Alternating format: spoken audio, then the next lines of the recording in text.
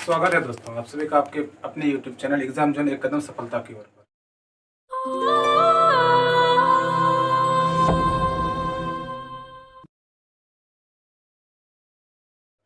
दोस्तों, मैं तनवीर आलम सर आप लोगों को बायोलॉजी पढ़ाता हूं। मैंने बहुत से क्लासेस के वीडियोस हमारे YouTube चैनल एग्जाम जोन एक कदम सफलता की ओर पर डाल चुके हैं। जिन्होंने अभी तक हमारे उस वीडियोस को नहीं देखे हैं, आप हमारे प्लेलिस्ट में जाके वीडियोस को देख लें। और जो दोस्त नए हैं, अभी तक हमारे चैनल को सब्सक्राइब नहीं किए हैं, सबसे पहले सब्सक्राइब कर लें और साथ ही साथ बेल बटन को भी प्रेस कर दें ताकि जब भी नया वीडियो अपलोड हो सबसे पहले आप लोगों तक पहुंचाए। दोस्तों, अभी मेरा जो टॉपिक है डाइवर्सिटी इन लिविंग ऑर्गेनिज्म, इसके 2 वीडियोस मैं डाल चुका हूं। आप लोग चाहे तो प्लेलिस्ट में जाकर देख सकते हैं, लेक्चर 1 और लेक्चर 2। उसमें वर्गीकरण क्या होता है, विकास क्या होता है, इस सब के बारे में बताया गया है। वर्गीकरण का मूल लक्षण क्या होता है, कौन सा चीज़ एक्सेप्ट किया गया है, कौन सा एक्सेप्ट नहीं किया गया है, इसके बारे में भी आप लोगों को बता दिया गया है। तो आप लोग सबसे पहले उस वीडियो को देख लें ताकि आपको नया जो लेक्चर होगा उसको समझने में आसानी हो। इससे पहले मैंने बताया था कि वर्गीकरण के कौन से लक्षण को, यानी अरिस्टोटल द्वारा कौन सा लक्षण दिया गया था, कौन सा गुण दिया गया था, वर्गीकरण का कौन सा सिद्धांत दिया गया था। तो अरिस्टोटल ने बताया था कि जीवों के वर्गीकरण उसके वासस्थान पर निर्भर करता है। उसके वासस्थान 3 तरह के हो सकते हैं, जल, स्थल और वायु। यानी जीवों को उसके वासस्थान के आधार पर वर्गीकृत करते हैं, लेकिन ये जो अवधारणा था, जो कॉन्सेप्ट था, ये गलत था। इसको मानने से इनकार कर दिया गया। सही क्या था, मैंने लेक्चर 2 में बताया था कि सही होता है कि कोशिकीय संरचना के आधार पर, यानी कोशिकीय जो स्ट्रक्चर होता है, स्ट्रक्चर ऑफ सेल होता है, उसके आधार पर हम जीवों को वर्गीकरण कर सकते हैं, यानी क्लासिफिकेशन कर सकते हैं स्ट्रक्चर ऑफ सेल के आधार पर, बेस्ड ऑन सेल स्ट्रक्चर। ठीक है दोस्तों, तो आप लोगों का समय बर्बाद ना करते हुए मैं सीधे टॉपिक पर पहुंचता हूं और आज का टॉपिक जो है आप लोगों को बताता हूं। आज लेक्चर 3 यानी डाइवर्सिटी इन लिविंग ऑर्गेनिज्म का ये 3 नंबर लेक्चर है जो मैं आज आप लोगों को बताने जा रहा हूं।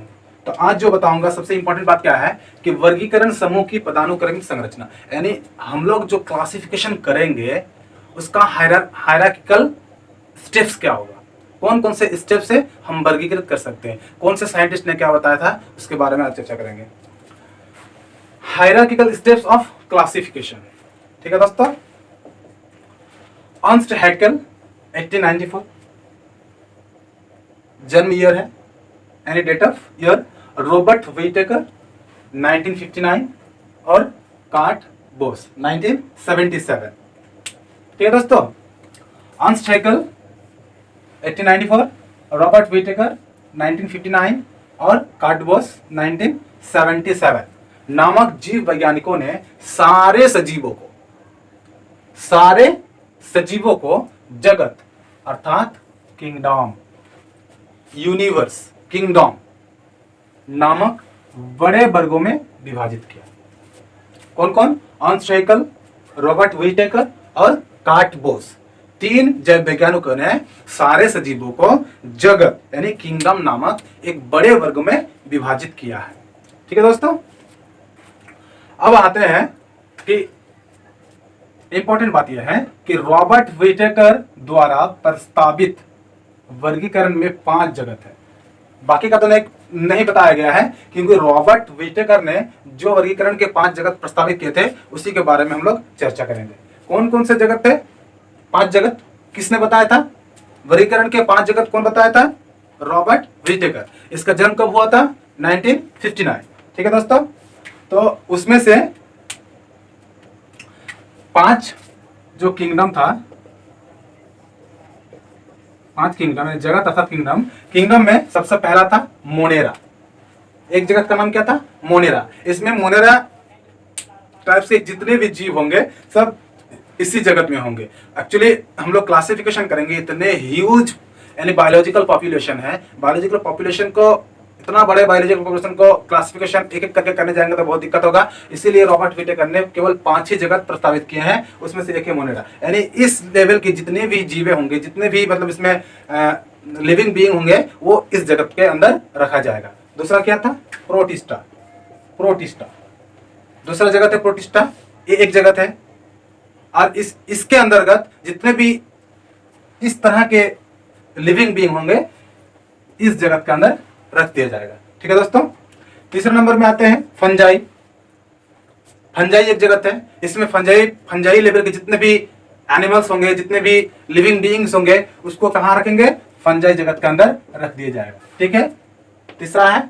चौथा नंबर में है प्लांटी। प्लांटी भी लिविंग बीइंग है, सजीव है। तो प्लांटी मतलब प्लांट, जितने भी तरह का दुनिया में, इस जगत में जितने भी तरह के प्लांट है, सब किस बार में रखा जाएगा दोस्तों? प्लांटी जगत में। ठीक है दोस्तों। उसके बाद 5 नंबर में आते हैं एनिमेलिया। यानी इसके अंतर्गत जितने तरह के एनिमल्स है, इस दुनिया में हजारों लाखों करोड़ों किस्म के एनिमल्स पाए जाते हैं, उस सब को किस में रखा जाएगा? एनिमेलिया जगत में। यह है रॉबर्ट विटेकर द्वारा प्रस्तावित 5 जगत, जिसमें सारे सजीवों को अलग अलग जगत में रख दिया गया है। आगे के हम लोग डिटेल्स में आगे पढ़ेंगे जरूर, लेकिन अभी तक रॉबर्ट विटेकर के द्वारा 5 जगत जो दिया गया था, Monera, protista, fungi, Plantae, animalia, इस तरीके से आप याद कर सकते हैं। Monera, protista, fungi, Plantae and animalia. यानी इसमें जितने भी सजीव है, पूरे दुनिया में सारे जो सजीव है, सबको इसी 5 जगत के अंतर्गत रख दिया गया, जो कि एक सटीक तरीका है वर्गीकरण का। एनबी अर्थात नोटाबिनी, इसका मतलब क्या होता है?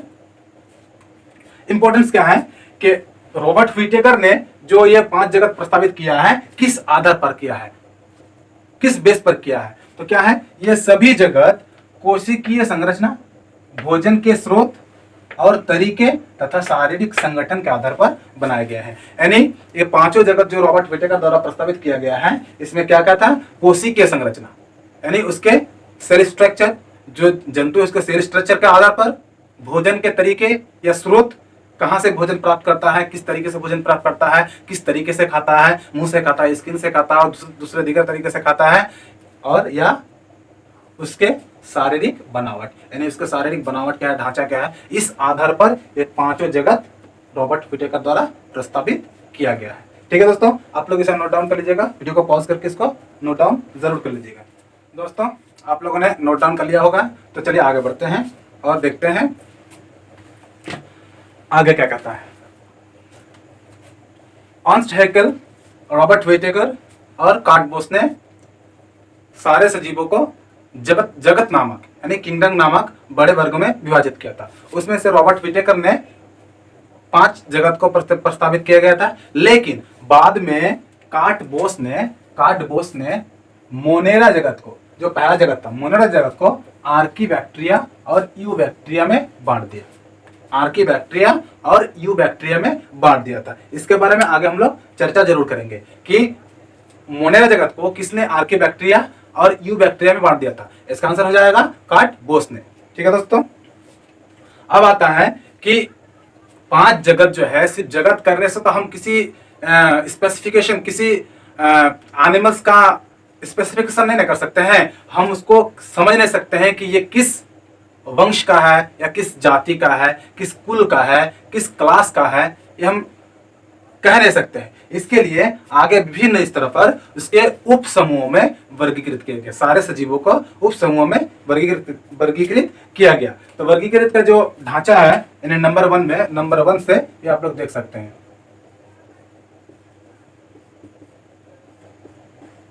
7 स्तरों पर किसी एक लिविंग बीइंग्स का, यानी सजीव का हम लोग वर्गीकरण कर सकते हैं। कैसे? सबसे पहले अगर ऊपर से देखा जाए बड़े तरीके से, ये हो गया, इस तरीके से आप देख सकते हैं, ये हो गया ह्यूज, सबसे बड़ा।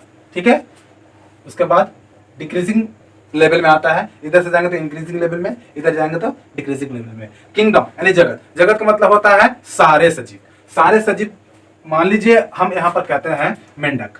ठीक है, मेंढक किस में आएगा? किंगडम में आएगा ही आएगा।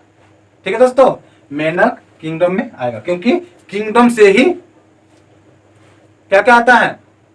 5 किंगडम में पड़े हैं, मुनेरा, प्रोटिस्टा, फंजाई, प्लांटी, एनिमलिया। अब किस किंगडम में आएगा, किस जगत में आएगा? बेसिकली मेंढक एक जंतु है, किस में आएगा? एनिमल्स में, ठीक है, एनिमेलिया में आएगा, एनिमेलिया में। इसके बारे में हम लोग आगे चर्चा जरूर करेंगे, एक एक करके हम किंगडम, सारे किंगडम को आप लोगों को चर्चा करेंगे, ठीक है दोस्तों।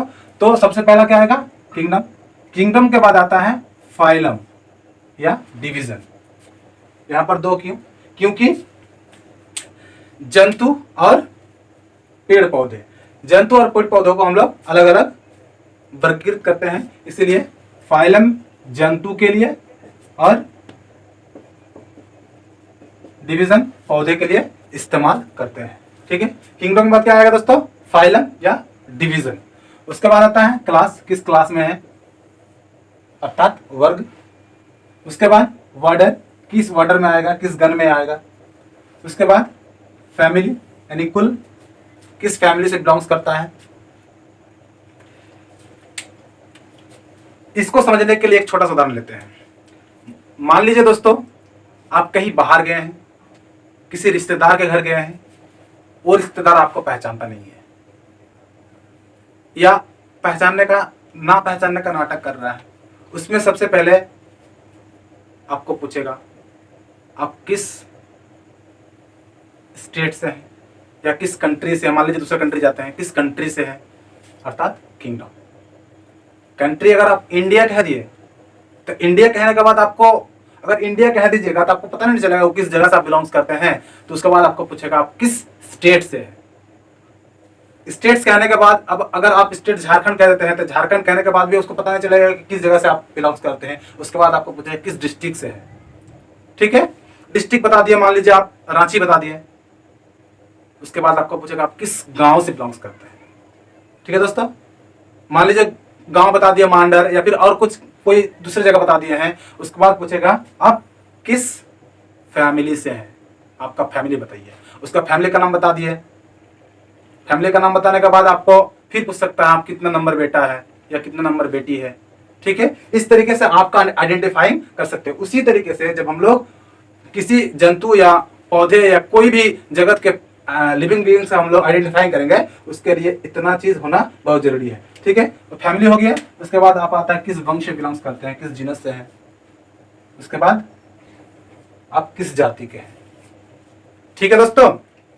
तो यहाँ पर अगर देखा जाए तो सबसे पहले आएगा species, genus, family, order, class, phylum, kingdom. इस तरीके से हम किसी एक लिविंग बीइंग्स को आइडेंटिफाई कर सकते हैं, ठीक है। तो अगर कहा जाए कि वर्गीकरण का सबसे छोटा यूनिट क्या है, what is the list unit of classification, इसका आंसर क्या हो जाएगा दोस्तों?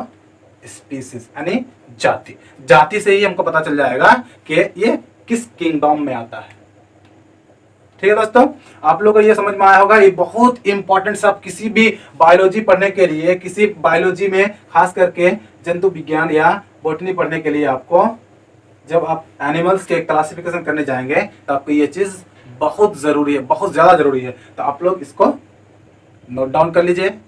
और वीडियो अगर आपको अच्छा लगा तो थम्स अप पे क्लिक करके हमारे वीडियो को लाइक कर दीजिए। ज्यादा से ज्यादा अपने दोस्तों को शेयर कीजिए।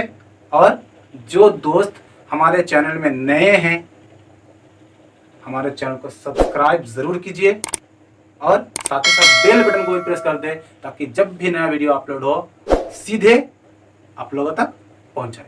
धन्यवाद दोस्तों, खुश रहें, सेफ रहें और घर पे रहिए, क्योंकि अभी कोरोना का महामारी चल रहा है हमारे इंडिया में। हमारे इंडिया में नहीं, सारे वर्ल्ड में, पूरे वर्ल्ड में कोरोना का महामारी चल रहा है, जिस कारण हमारे भारत में लॉकडाउन की स्थिति लगा हुआ है। ये 3 मई तक चलेगा, पता नहीं आगे भी बढ़ सकता है। इसलिए आप लोग हमारे चैनल में आइए और घर में बैठकर भी आप स्टडी का आनंद लें, ठीक है दोस्तों। धन्यवाद।